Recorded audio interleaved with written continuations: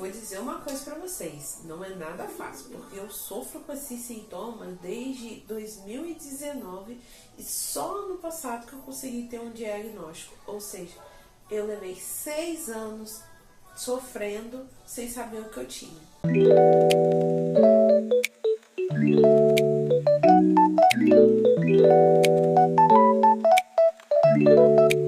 Oi pessoal, tudo bom com vocês? Sejam muito bem-vindos a mais um vídeo aqui no canal. Como vocês puderam ver pelo título, é um vídeo explicativo do que aconteceu durante o ano aí de 2025, ou por que eu parei várias vezes de gravar vídeo. Vou explicar tudo aquilo que eu falei um pouco no primeiro vídeo do ano de 2026, né? O primeiro vídeo desse ano. Então, se você não sabe do que eu tô falando, para um pouquinho aqui nesse vídeo. Vai lá no primeiro vídeo desse ano, vou deixar nos cards aqui também. Assiste lá e depois volta aqui pra você estar entendendo tudinho. Mas antes de começar esse vídeo, peço a você que se inscreva no canal, ative o sininho de notificação para não perder nenhum vídeo. Deixa seu like, que me ajuda bastante e ajuda o YouTube também a entender que vocês estão gostando do meu conteúdo. E deixa aqui nos comentários também se você conhece alguém que está passando pela mesma situação, ou até você também, como que está sendo aí esse processo. Vamos papear um pouquinho. Então, pessoal, vou explicar para vocês o que aconteceu nessas várias vezes que eu precisei parar de gravar vídeo, do nada postava alguns vídeos antigos e tudo mais. Eu sou um tipo de pessoa que eu não consigo fingir, né, vir aqui na câmera, fingir que tá tudo bem, sendo que não está tudo bem em relação à saúde. E enquanto eu não sabia ainda o que era, eu ficava assim, quando eu tava bem, eu vinha, gravava, e quando eu não estava, eu sumia. Mas esse ano, né, as coisas mudaram. E agora eu me sinto pronta para falar de algumas dessas coisas. Eu vou começar a contar primeiro para vocês um pouquinho da minha história em relação à minha saúde. Então, gente, eu sempre fui uma criança problemática em relação à saúde. Então, quando eu era criança, eu sempre tive problema de cistite, eu sempre tive problema de infecção urinária, de ouvido, na minha perna esquerda, né, que eu tenho a perna esquerda um pouco torta, sempre sofri com questões de desnutrição, então os médicos sempre estavam em cima da minha mãe, que eu precisava ganhar peso e tudo mais, tinha uma grande dificuldade em relação a ganhar peso, me alimentava bem assim, não comia muitas besteiras, não por opção minha, porque eu não gostava, gente, eu era uma criança que não gostava de besteira, e então, acho que tudo isso aí foi até uns 14 anos de idade meu. Então, até os 14 anos eu tive esses problemas de alergia também, de pele e respiratório. Com 14 anos de idade, comecei a ter problemas ginecológicos. Então, com 16 anos de idade, eu descobri que eu tinha SOP, que é a síndrome do ovário policístico, e tinha muitos problemas com resistência à insulina. Comecei a ter muita hipoglicemia, comecei a tratar isso aí. Nesse decorrer desse tratamento, eu sabia que eu precisava ir também a um ortopedista para ver em relação à minha coluna, porque eu sentia muitas dores de coluna. E era visivelmente que eu era torta. Mas eu pensava assim, talvez eu seja torta por conta dessa perna minha torta. Mas quando eu era criança, minha mãe chegou a me levar ao ortopedista e tudo mais. Dos meus 14 anos até os meus 16 anos, eu tratei isso aí. E dos meus 16 anos até os meus 18 anos, eu descobri mais coisas em relação à saúde.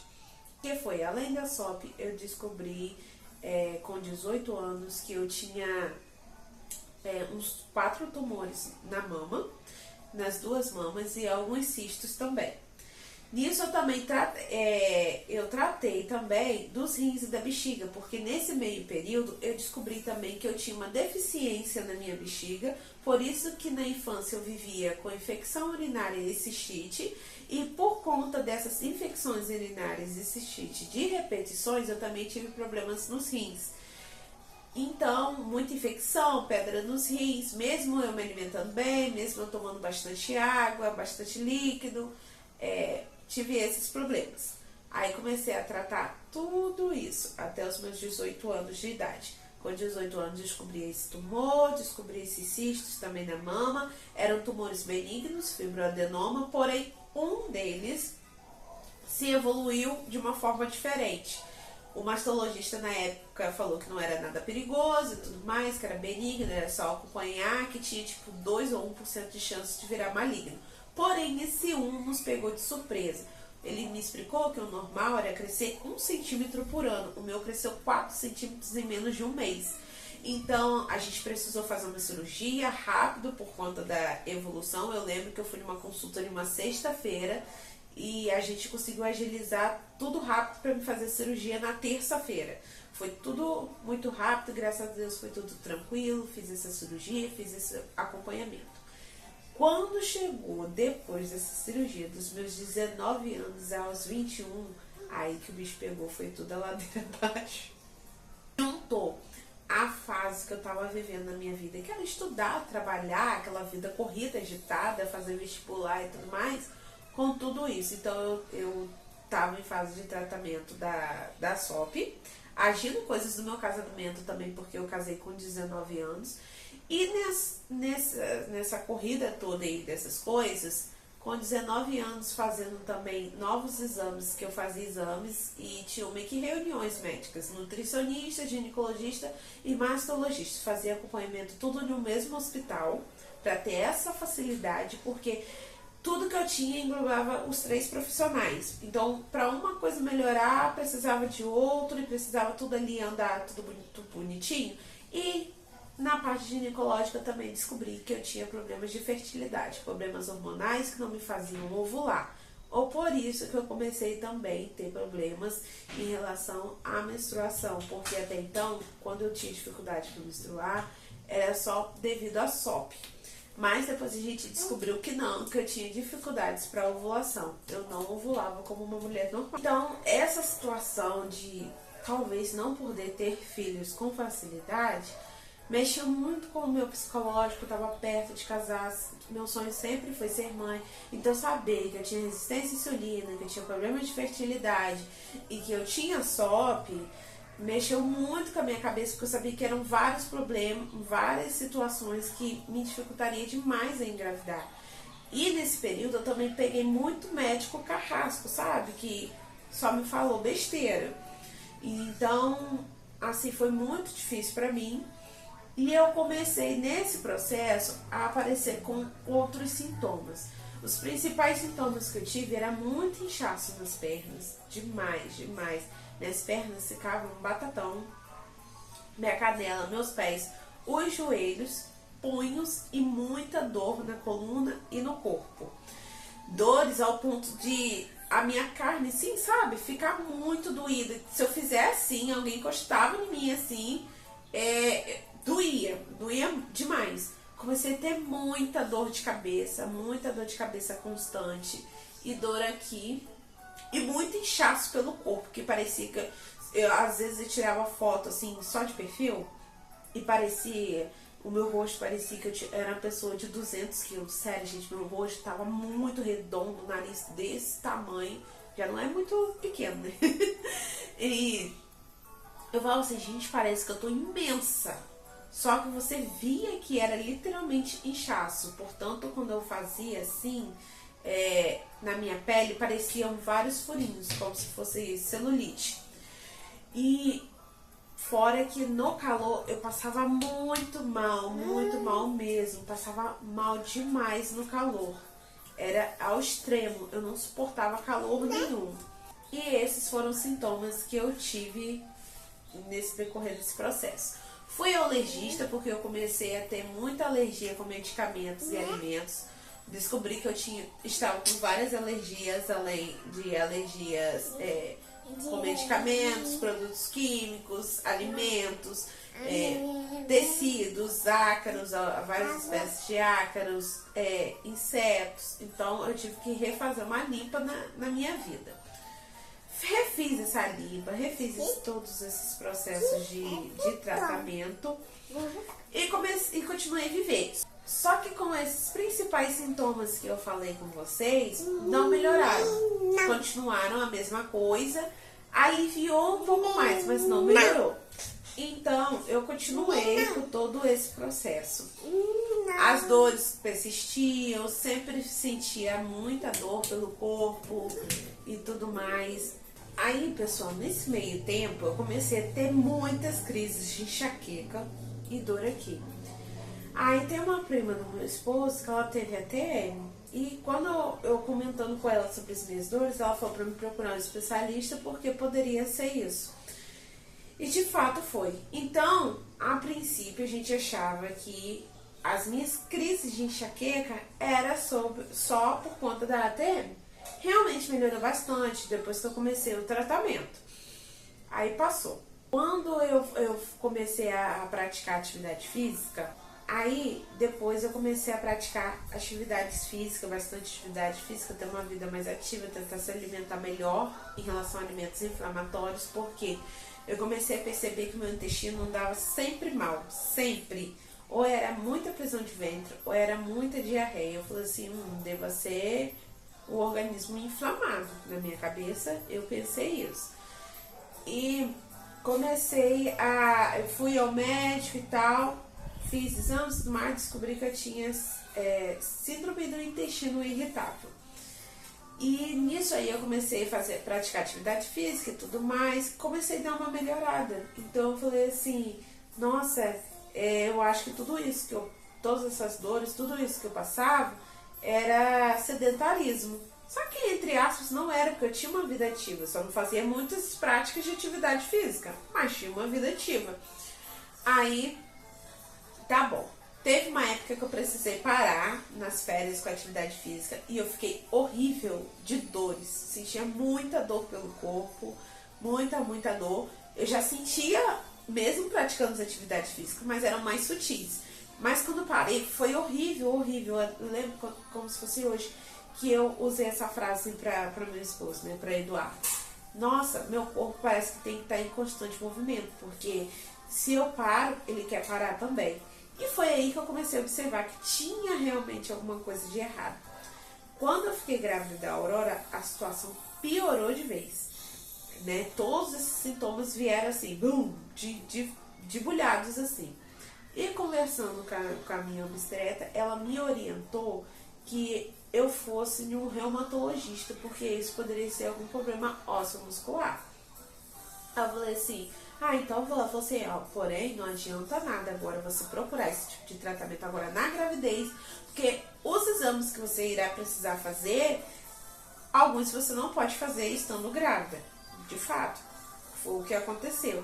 Então, eu esperei a Aurora nascer, só que antes da Aurora nascer, né, como vocês já sabem, que eu tive diabetes gestacional, para quem acompanha aqui no canal sabe que eu tive diabetes gestacional, pré-eclâmpsia, eu fiz um tratamento bem limitado, com alimentação, suplementação e algumas práticas de atividade física devido às minhas alergias, né, a outros medicamentos, componentes químicos.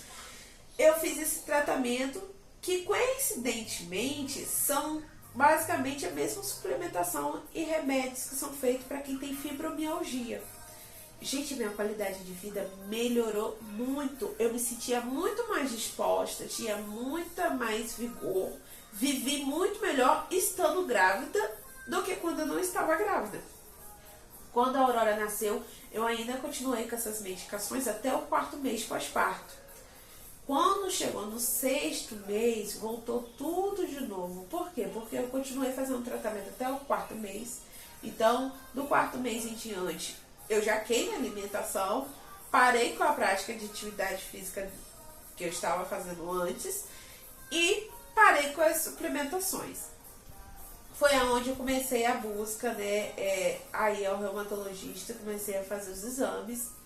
E depois de muitos e muitos exames, a gente descobriu que eu tinha fibromialgia. Tinha não, né? Infelizmente tenho ainda.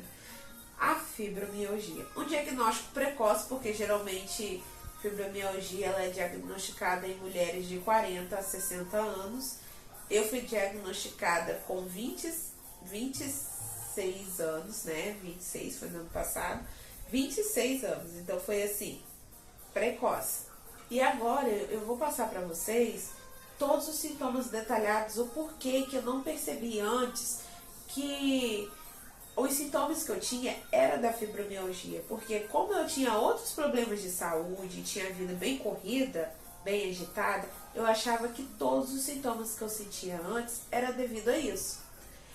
Ó, eu tive síndrome do intestino irritável, ansiedade, ATM, dor muscular, dor óssea, prostração, falta de energia, fadiga, insônia, crises de enxaqueca, muita dormência nas pernas, falta de força nos membros superiores. Eu tenho muita falta de força nas mãos, principalmente de manhã quando eu acordo. Então todos os dias da minha vida é assim, basicamente. Eu acordo, às vezes eu não consigo nem abrir a mamadeira de Aurora quando ela pede mamar de manhã.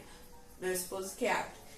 Eu abro, ou às vezes eu consigo abrir, mas fazendo assim, tipo, uma super força. Eu abro e às vezes para me levantar e andar, também vou andando, sabe, igual uma tartaruguinha, corcunda, coisa assim. E no decorrer do tempo que vai passando, meu corpo vai se aprumando, né? Eu tive todos esses sintomas. Isso foi muito difícil para mim. É muito difícil até hoje lidar com tudo isso, porque não é fácil. A gente acha assim, fibromialgia é só dor. Não, não é só dor. São um conjunto de coisas. Portanto, a fibromialgia ela é uma síndrome, e para quem não sabe, síndrome é quando se tem um conjunto de sintomas. E esse conjunto de sintomas, ele atrapalha demais o nosso viver. Eu não tô falando de sobreviver, eu tô falando do nosso viver. Então, atrapalha demais. E eu me senti muito frustrada no início, porque eu estava vivendo o auge da vida que eu sonhei, que era já ter a minha casa própria, ter um casamento estável e ser mãe. Então, assim, eu tinha tudo aquilo que eu tinha pedido a Deus e não conseguia aproveitar nada, nada, nada. Eu fiquei muito tempo frustrada em relação a isso. Demorei a entender a minha vida atual, demorei a entender como que seria esse processo. E, além disso, demorou ainda o médico a dizer assim, não, é fibromialgia por conta dos inchaços. Os inchaços absurdos que eu tinha, né? Que no decorrer do tempo eu fui fazer meus exames. Quando eu tive a fratura na coluna, que eu tive, né? Espondilolitese, eu acho que fala. Eu vou deixar o nome passando aqui. Em novembro do ano passado. Isso aí eu vou fazer outros conjuntos de exames, porque fraturei a vértebra L5 da coluna, meu osso do cóccix saiu um pouco do lugar. Eu tenho escoliose moderada, ou por isso que eu sentia na minha adolescência várias dores, sabe? Tudo aquilo. Tenho desgastes nas minhas duas últimas vértebras devido provavelmente à escoliose. E descobri que aqueles inchaços que eu tinha nas pernas e nas juntas é tendinopatia inflamatória. Então, essa tendinopatia inflamatória demorou um cadinho, me atrapalhou um cadinho a chegar no diagnóstico de fibromialgia. Então, hoje em dia, eu luto contra a fibromialgia, a tendinopatia inflamatória, a espondilolitese, que eu tenho quase certeza que é assim que se fala. E tem uma outra situação também acontecendo, que eu prefiro não falar agora, porque eu ainda estou em processo de exames. Então, como é uma coisa inconclusiva ainda, eu não posso vir aqui falar exatamente. Mas eu sempre passo por muito altos e baixos em relação à minha saúde. Não é fácil. Vocês já pararam para pensar que não é fácil para uma mulher, para uma mãe, ela lidar com a maternidade, os desafios da maternidade, do dia a dia, da casa, do trabalho. E com esse monte de problema de saúde se torna ainda mais difícil. Então, pra mim, ter que encaixar tudo isso no início foi assim, extremamente difícil, muito, muito difícil. Não foi pouco, não, foi muito. Muitas vezes eu chorava, muitas vezes eu me senti sozinha, mesmo meu marido estando ali, estando do meu lado, porque infelizmente a fibromialgia, ela é uma doença que ela castiga, gente, o nosso psicológico, ela castiga o nosso psicológico, porque todos os dias eu levanto com a minha cabeça, com um plano, mas o meu corpo não acompanha aquele plano. Então eu precisei aprender a reviver, precisei adaptar toda a minha vida. Esse diagnóstico ele mudou durante a minha vida. Então eu ando assim, vivendo um dia após o outro e agradecendo muito a Deus por estar aqui, viva, podendo viver tudo aquilo que Ele me deu e tentando não se deixar abalar psicologicamente, porque hoje em dia eu conheço outras mulheres que têm fibromialgia e fico assim, apavoradas da situação delas. Umas já estão na cadeira de rodas, outras em cima da cama, outras em quadros profundos de depressão. Então, eu luto para mim não chegar a esse ponto. Porque eu tenho uma vida toda pela frente, tenho uma missão ainda que Deus me deu aqui na Terra. Eu preciso cumpri-la. Então, eu preciso lutar todos os dias. Se tiver de matar 10 leões, eu vou matar 10 leões por dia. Mas isso não é nada fácil. Então, não foi fácil para mim continuar gravando vídeos para o canal, mesmo gostando de fazer isso. Então, hoje eu consigo sentar aqui, conversar, né, contar para vocês, mesmo querendo chorar aqui agora, mas para ajudar também mulheres que estão passando pela mesma situação do que eu.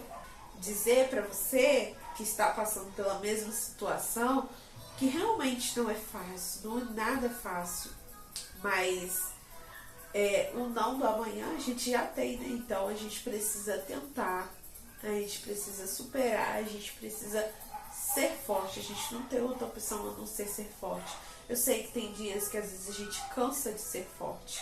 Às vezes eu também canso. Mas quando a gente cansa, a gente precisa parar, sentar, conversar com Deus. Recarregar, porque é Ele, é Deus que recarrega as minhas energias.